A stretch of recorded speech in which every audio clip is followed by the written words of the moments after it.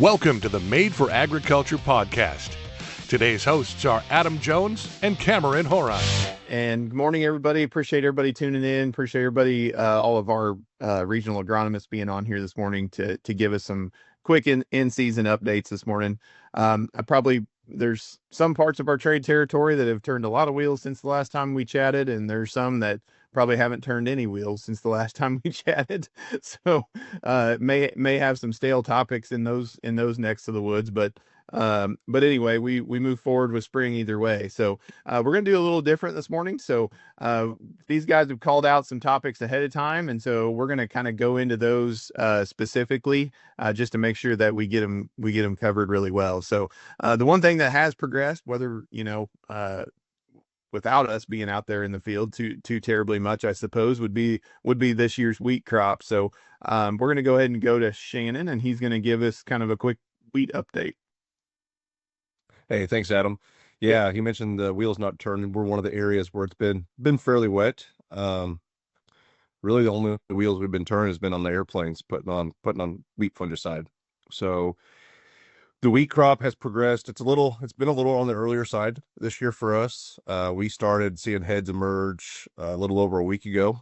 So last week in between the rains, we've been getting fungicide kind of put on here and there, and there'll be some applications wrapping up. Yesterday, the rains were out of here, and they're going to be finished up over the weekend. First week, we'll be wrapped up with head scab fungicide for the year. This is, as you move north in the territory, up in Scott and Craig's part of the world, they're probably going to start getting rolling here this week, later this week, as they're a little bit farther behind us. The big thing with this fungicide application is timing. For Fusarium head scab, head blight, there's a lot of different names for it. There's really three things you need for that disease to thrive. And naturally, for us, we have two no matter what. One, you need the pathogen, and that's Fusarium. Fusarium is in our soils. It's abundant in our soils from prior crops, whether that be corn. There's Fusarium in soybeans, believe it or not, too. Generally, we do see pressure lower when we're planting behind soybeans, but we still have the pathogen in the soil. We need a flowering wheat head. If we're growing wheat, we're going to have that. The next thing we need is moisture during that flowering time frame. Moisture, that whether that be from rain, even heavy dews can be enough to generate some head scab. Maybe a different severity as if we were having some heavy rains, but definitely can be a problem for us. And with that, that directly impacts grain quality, whether that be test weight, the disease itself, which leads to DON levels, which leads to vomitoxin levels, leads to dockage at the elevator, could even, if it's bad enough, could lead to rejected loads. That's why this application is so important. Historically, with some of our older products that were, single AI, we were looking at a 50 to 60% flowering time frame, and the best that we could get would be that 60% coverage. That's on a perfect day if you hit it just right. Some of these newer products on the market today, like Mirabis Ace, Prosara Pro, they allow for that wider window, letting us go on earlier, giving us longer protection, giving us better protection of the full head. And we've done studies internally for a couple of years now. We see reduced head scab, and we also see reduced DON levels and vomitoxin levels. So that right there is the reason why this application, in my opinion, if you're only going to do one fungicide application in a season, this is the one that you should be doing. Yeah, good stuff. Thanks, Shannon. And I appreciate the update, and definitely something timely there, especially for those of us up here that we're just approaching that stage. So something else been going on. I know, Shannon mentioned it's been wet down there. It's been wet in a decent amount of our geography, but definitely that central Missouri zone. So I know you guys have been out scouting and have some thoughts on replants. So I'm going to turn it over to Scott and let him take that subject. Yeah, good morning, everybody. On that, I don't know how much we're actually looking at yet. In Central, the western part of Central, we had a fair amount of corn go in early. Some of it's up V3 to V4. And then some of those stands do have some issues. So the rest of the region is either not planted or just kind of spiking through. So this is a little bit of an early topic for a lot of people, but something to just kind of keep in mind because the details on how you handle these stands if you have to replant matter. Obviously working something is always an option. But a lot of times just because of everything else or because of the practices, we want to try to kill it with herbicide. We don't have terrible amount of options, just with all the traits that we have. So really what you're left with is either gramoxone, or you're left with a like a clethodim. Just a few points on that real quick, just to remind folks. And I know most everybody that's ever dealt with this has, knows this, but just need to be reminded. If you are going out with a gramoxone, you need either some metribuzin or atrazine in that.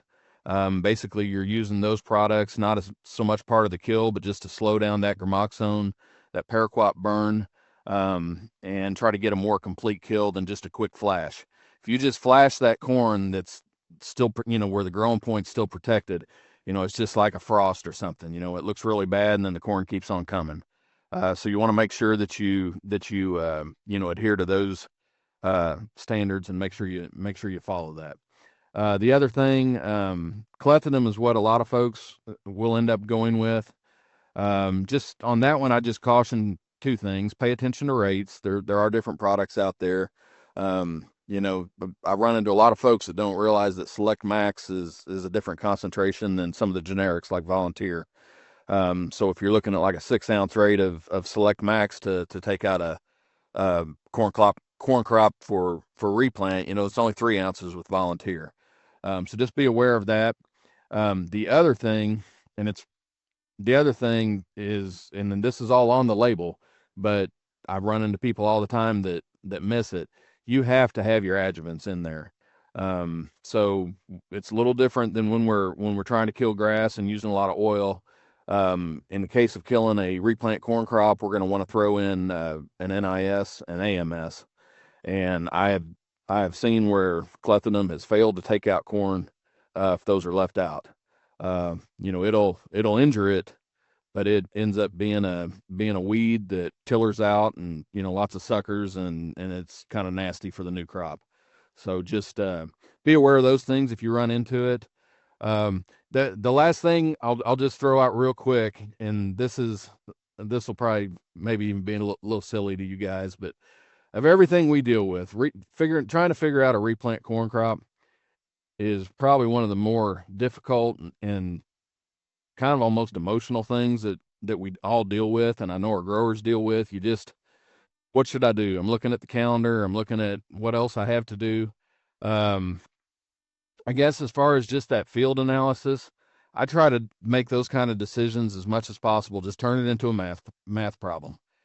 Driving by, that kind of stuff, you just kind of worry about it. But if you can get out in there, I like to do it on a 4-wheeler where you can, accelerate for 10 seconds, hit the brakes, and count. Do that 5 or 6 times through the field, 10 times through the field on a big field, whatever it is. And then just look at the numbers. We have charts. We have, there's a lot of us out there that can help you work through that decision. We have to also look at the workload and everything else you have. But there's a lot of us that have worked through these things over the years, and don't stress about it too much before you start making some phone calls and getting some help on the farm. That's just the last thing I'd kind of offer on that.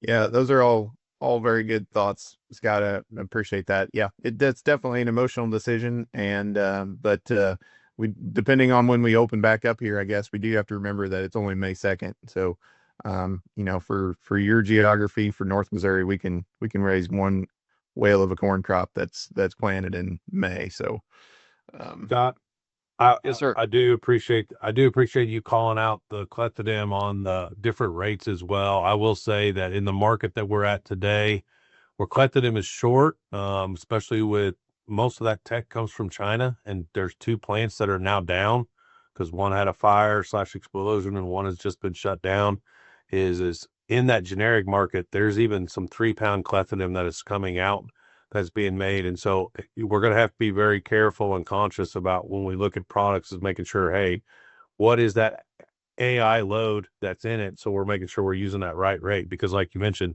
volunteer is different than select. And if we have some if we get 3-pound product in, that will be different, even different than what volunteer is. So that is definitely a watch out that we'll need to pay attention to.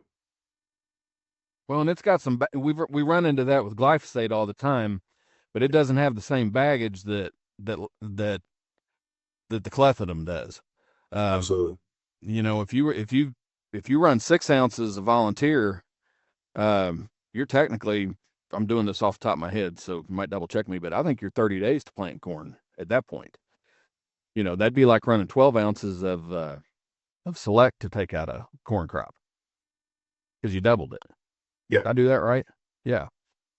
Yep. You know, so you got to be careful on that. The other thing is too, from managing low inventories, you know, if you're used to going out with 12, 14 ounces of select and you switch over to volunteer and you 12, 14 ounces, I mean, you just used a lot of stuff you don't need to use. For sure. Yep. For sure. No, that's good call outs, guys. I think next we wanted to cover kind of weeds breaking, some herbicide use and things like that. We all know that's going to come with all the rains that we've had. So Mr. Jesse Surface wanted to take that topic, so we'll send it down to the boot heel for that. Yes, sir. So just kind of a little update. We're a little further ahead than Shannon. A lot of our weeds already flowered. We've got our fungicide done, but we're already seeing head scab come in. We've got some places where the drones and planes can't do very good, and like it's kind of bad. So we stay lit. There is for you guys up north, it could get bad in a hurry. So just kind of know that. I want to speak on the replant real quick. With us having all that rain there, 1st April, it's been a mess. And Scott said it, you got to take your emotion out of it if you want to make a good call. And it's easy to drive by because we've got a lot of corn and a lot of beans that we haven't been able to replant just because it's been wet. And every week I hear, man, it's looking better. You got to get out there and do stand counts, because we got some beans that are 50,000 that's even, and it looks beautiful from the road, but you just get out in it, and it's getting kind of late for us. But at that point, like, you got to get serious about, hey, what's my yield potential? What can we do? So just a little blip there. But on the weed front, we're already seeing pigweeds, and even in the stuff that I know has good control, that we don't have a lot of pigweed pressure, they're already breaking. And even in some stuff that I don't like this deal, but it just happens here. A lot of guys want to put their pre's with their burn down and then hope to get in a week later and plant it. Well, we've got pre's that's been out for 3 weeks. We've already got stuff breaking in it. So guys can't be scared when they get back in there and plant. So you're going to have to spray again. Like, there is no ifs, ands, or buts. We got to keep these pigweeds under control or you'll have a mess. And I beat this dead horse every chance I get, but residuals is the best way to do that. You can't let them come up. And Cameron's grinning because he knows how I am, but everybody knows I struggle more down here. It's going to move north with the more we use these growth regulators and beans to try to control these pigweeds and water hemp. It's going to get tougher. You can't let them come up. Craig kind of pointed out something with all this cover crop out there that got burnt down. A lot of these pigweeds are coming up through that cover crop. And when we try to spray that, you got to think about the coverage you can and can't get. So make sure you're adding your power shots, your adjuvants, whatever kind of mix you got to help penetrate that canopy to get down there and get coverage. Because it's all about coverage. And we're going to struggle in some spots with the cover crop where you got pigweeds coming up to kill them. So I'm not 100% sure what to tell you to do there. That'll be a case-by-case deal with your local agronomist and kind of walk through that. But just be on the radar. They're here. It's good stuff. Nope, it's that time of year, guys, and the more warm, sunny days, the more we seem to get. Scott, I know you've dealt with a few kind of burn down issues this spring too, and some of that's been weather driven, but I think you had some thoughts you wanted to add on this subject too. Well, I'd point people to Dr. Bradley has a thing on the university's extension site that was a multi-year study. So it wasn't just Missouri, but took in several other states where they looked at a pile of different programs for terminating cover crops. And I've been referring to it now for several years. But if you'll just, I know I can't give a link really on a podcast, but multi-state cover crop termination, if you Google that, it'll pop it up. And just the one, when you get into some of these really tall grass um, cover crops, I don't think it's as much of an issue with like the cereal rye. But if you start dealing with annual rye, you start dealing with wheat for sure. Um, even Roundup sometimes isn't as consistent. So if you're going to beans, you do have the option still of throwing in some clethodim with that. And if you look on the website that I referenced, that's the most consistent of any. They're all pretty. It's one of those charts where you can look and see, okay, well, everything's kind of in that upper 90s, but you do have some outliers, and and I guess my phone kind of blows up with the outliers, so those are what I look at. But you start eliminating those whenever when you put the two together, the select and the Roundup. So just something to keep in mind. Some of these cover crops are, and we're talking about cover crops, but even just some of the burn down. We've got stuff that we've got all the winter annuals plus say volunteer wheat. Other things that are creeping in there. I don't want to have to make every burn down mix a different mix, just like we were spraying beans in the 90s or something. But sometimes a blanket application's not gonna catch everything. So just be mindful of that. Some of these fields have gotten pretty woolly, and we're gonna have to be a little more aggressive than maybe we would have been a month ago. No, those are all good thoughts, Scott. It's been a tough weather year for burn down as well.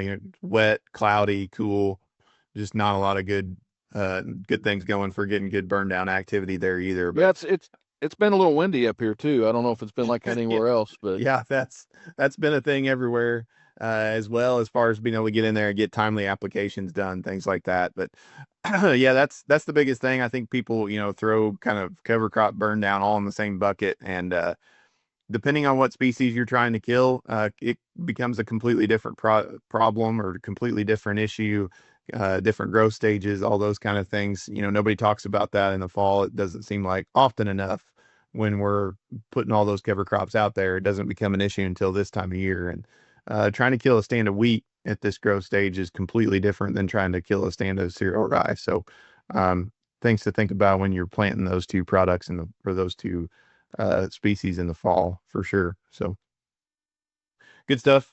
I think we're going to move on now to Craig. Kind of something that we've been doing in the background a little bit over the past few weeks is spraying quite a bit of alfalfa. So I'm gonna let Craig cover that real quick. Yeah, thanks, Adam. Kind of alfalfa weevil's kind of an issue that a lot of the guys to the south of us kind of already fought, and we've talked about on the podcast before. But up here in the northern part of our retail territory, it's kind of finally becoming an issue and coming to light up here. So just wanted to talk about that for kind of a minute. Kind of first thing probably need to do when you're trying to assess whether you need to spray or not, just kind of take a look at the field and do some scouting, just kind of see what you've got for damage out there. So your economic threshold for a lot of that's going to be, 35% of your plants showing signs of feeding. And if you've got the larvae out there, you need to really be thinking about making an application to control those weevils. And the other thing too with that is economic thresholds are good and well, but if the larvae are present and you're seeing feeding, it's only going to get worse too. So when you're spraying that alfalfa, we do have pyrethroid resistance. That's a little bit of an issue for us on killing those weevils. So trying to use a good product like Stewart, for example, will really kind of help make sure that you get the kill you're looking for. So you don't want to just go out and use a one mode of action product, kind of like some of your warriors and stuff, and miss those and regret that you just didn't do it right the first time. So pre-harvest intervals on that Stewart product is 7 days, I believe. So if you're going to be putting that up for hay, just make sure that you're following label on that accordingly. So I think that's mostly what I've got for the alfalfa weevil there. No, it's good. It's a good call out, Craig. Seems like we cover alfalfa from time to time. Real quick, it's a lower acreage crop for most everybody on the call here, but almost because of that, those are more important acres, or very important acres from a forage production standpoint. So good stuff. Appreciate that update. That's all the topics that we really kind of called out, other than the fact that we did want to cover just real quick as a group here at the end. It seems like the nitrogen market has been a little bit volatile in the last couple of weeks. Maybe that's an understatement, but we're definitely putting a strain on the system this year with corn acreage and nitrogen demand for urea, UAN, all those kind of things. So I know we wanted to quickly cover just our corn top dress season. And some of the things about possibly, making sure that those applications rates and those kind of things are lined up. So, Shannon, I'm going to let you kind of cover that real quick.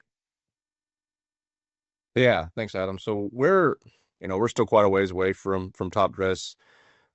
Really, it's for us, it's the end of May, early June timeframe. But with all the rain that we've had, guys who try to, either one shot or we're even playing two passes, with all the rain, just looking at our Nutri-Trak N model, that's definitely something we're going to need this year, to have a successful corn crop. It's no different than any other spring, with all the rains. One of the big things we want to watch out for is just making sure we've got the product. So working with locations, making sure we're forecasting, working together so we can get product in the building. So when it is time to go, we've got it. Like Adam said, the market has been volatile, not volatile because we need a nitrogen stabilizer, but some other things. Tariffs have been one of the big things that's kind of caused some really questions. It's not really, I don't know how much has directly impacted it, but it's definitely caused for some caution, not knowing what that's going to look like, down the road, which has been some of the reason for it. But I would just highly encourage you to work with your precision specialists, your crop consultants, your locations, and let's go ahead and get that plan. We may not even have the corn in the ground yet because it's been too wet, but if we can get a rough idea, start getting product allocated, that'll make that process a few weeks from now a little bit better than what we look at today. Yeah, those are good thoughts, Shannon, for sure. Kind of trying to pre-plan, pre-think about, rates and timings and all those kind of things. I know, I think in the back of our mind, we're all kind of have heard some of the summer forecasts too about going over dry at some point here. We probably kind of know, regardless of weather patterns, just seasonally, that's going to happen. So, I'm never afraid to be a little earlier rather than a little later on the top dress side of things too, because we got to get that nitrogen down into the root zone for the corn to really be able to utilize it. So something to think about as well is make sure we get that spun on there before it completely stops raining for the year. So. Yeah. And it kind of goes back to Cameron's point earlier on some of the markets getting tighter with clethodim. There's other products that, crop protection wise, that starting to get a little tighter as we get in season, as they normally do. If you don't have something in your shed, you think you're going to need it. Best practice is let's get a plan together now before the day you need it. And that way everyone's happy and everything gets sprayed in a timely manner. Yep. It's good stuff. Gentlemen, I think we've covered everything that you guys told me that you wanted to cover from from a list of topics for today. Anything else to add before we cut this one off? Seeing nothing. Well, I appreciate all your all's time this morning to come on here and give us updates from the field. I think it's very valuable for those that take time to join us. And speaking of those folks, appreciate everybody that took time to listen this morning. And we'll talk to you next time. Thanks. Yeah, appreciate it, guys. Thanks. Thank you for listening to Made for Agriculture, brought to you by MFA, your whole farm solution.